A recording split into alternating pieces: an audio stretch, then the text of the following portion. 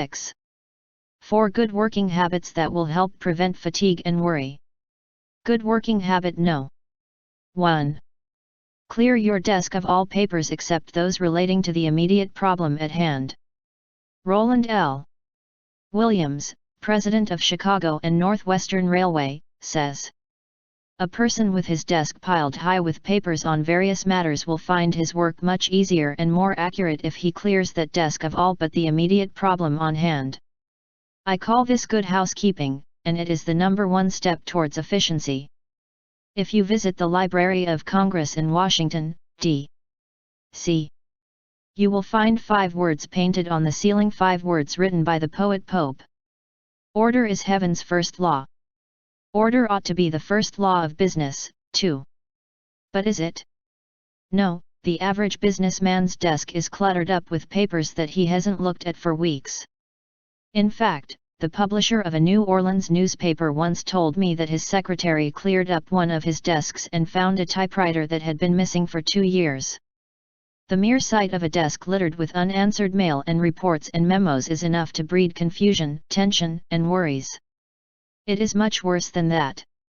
The constant reminder of a million things to do and no time to do them can worry you not only into tension and fatigue, but it can also worry you into high blood pressure, heart trouble, and stomach ulcers.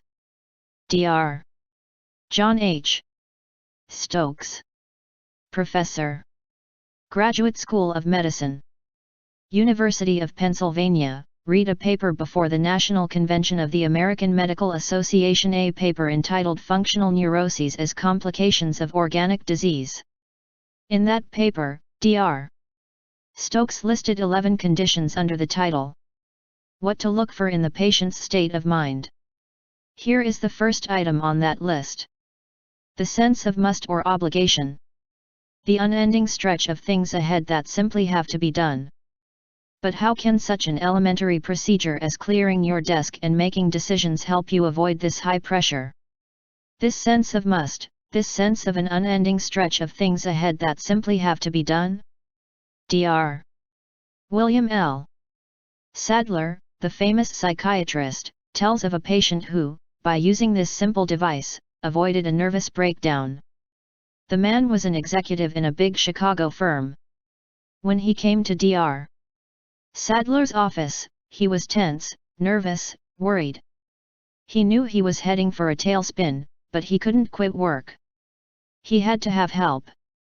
While this man was telling me his story, Dr. Sadler says, my telephone rang. It was the hospital calling. And, instead of deferring the matter, I took time right then to come to a decision. I always settle questions, if possible, right on the spot. I had no sooner hung up than the phone rang again. Again an urgent matter, which I took time to discuss. The third interruption came when a colleague of mine came to my office for advice on a patient who was critically ill. When I had finished with him, I turned to my caller and began to apologize for keeping him waiting. But he had brightened up. He had a completely different look on his face. "Don't apologize, doctor," this man said to Sadler. "In the last 10 minutes, I think I've got a hunch as to what is wrong with me. I'm going back to my offices and revise my working habits. But before I go, do you mind if I take a look in your desk?" Dr. Sadler opened up the drawers of his desk. All empty except for supplies. "Tell me," said the patient, "where do you keep your unfinished business?" "Finished," said Sadler. "And where do you keep your unanswered mail?" "Answered." Sadler told him. "My rule is never to lay down a letter until I have answered it. I dictate the reply to my secretary at once." 6 weeks later, this same executive invited Dr. Sadler to come to his office. He was changed and so was his desk. He opened the desk drawers to show there was no unfinished business inside of the desk. 6 weeks ago, this executive said, I had 3 different desks in 2 different offices and was snowed under by my work. I was never finished. After talking to you, I came back here and cleared out a wagon load of reports and old papers.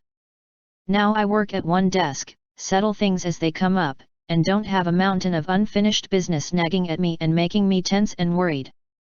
But the most astonishing thing is I've recovered completely. There is nothing wrong anymore with my health.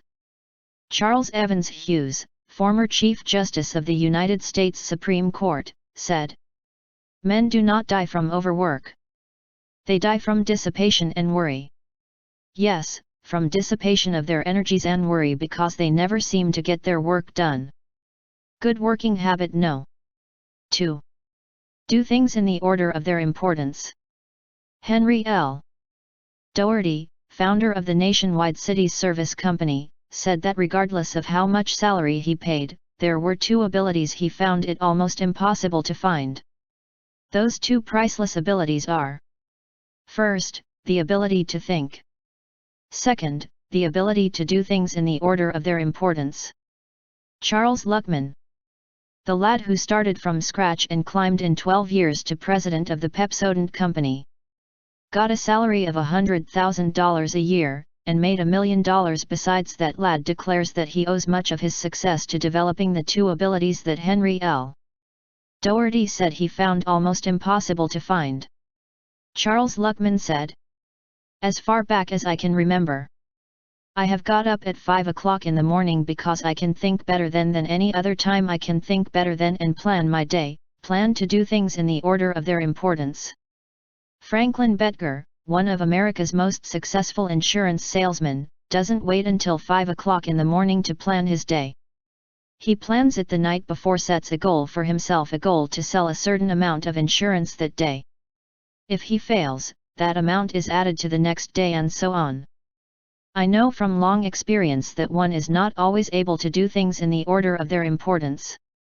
But I also know that some kind of plan to do first things first is infinitely better than extemporizing as you go along. If George Bernard Shaw had not made it a rigid rule to do first things first, he would probably have failed as a writer and might have remained a bank cashier all his life. His plan called for writing 5 pages each day. That plan and his dogged determination to carry it through saved him.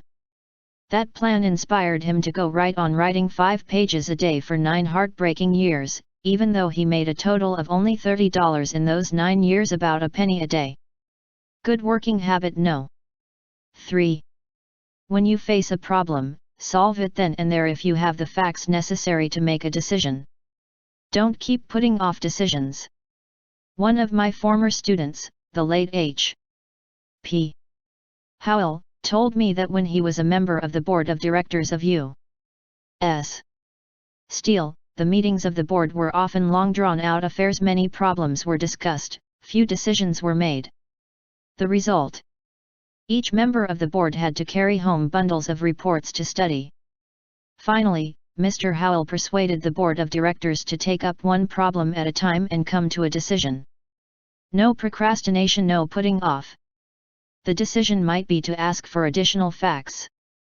It might be to do something or do nothing. But a decision was reached on each problem before passing on to the next. Mr. Howell told me that the results were striking and salutary. The docket was cleared. The calendar was clean. No longer was it necessary for each member to carry home a bundle of reports. No longer was there a worried sense of unresolved problems. A good rule, not only for the board of directors of U.S. Steel, but for you and me. Good working habit no. 4. Learn to organize, deputise, and supervise. Many a businessman is driving himself to a premature grave because he has never learned to delegate responsibility to others, insists on doing everything himself. Result: details and confusion overwhelm him. He is driven by a sense of hurry, worry, anxiety, and tension. It is hard to learn to delegate responsibilities. I know. It was hard for me, awfully hard. I also know from experience the disasters that can be caused by delegating authority to the wrong people. But difficult as it is to delegate authority, the executive must do it if he is to avoid worry, tension, and fatigue. The man who builds up a big business and doesn't learn to organize, deputise, and supervise, usually pops off with heart trouble in his 50s or early 60s, heart trouble caused by tension and worries. Want a specific instance? Look at the death notices in your local paper.